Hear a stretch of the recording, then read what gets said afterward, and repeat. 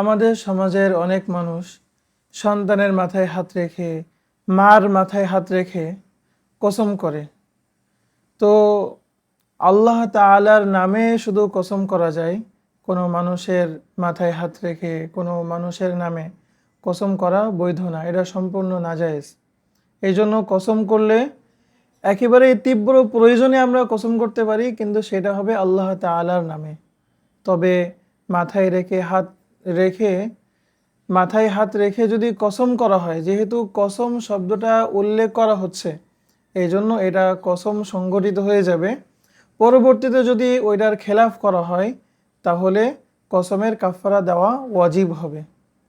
তবে শুধুমাত্র যদি বলে আমি আমার সন্তানের মাথায় হাত রেখে বলছি, আমি আমার মায়ের মাথায় হাত রেখে বলছি, কসম শব্দ যদি সে না বলে, তাহলে তার কসম সংগঠিত হবে না। তার ওই কাজটা যদি সে করে ফেলে, তাহলে তার কসমের কাফারা দেওয়াও আবশ্যক হবে না। এই জন্য আমরা আল্লাহ তাআলার নামে ছাড়া অন্য কোনো ব্যক্তির নামে আমরা কখনোই কসম করব না। এ ব্যাপারে অত্যন্ত সতর্কতা কাম্য।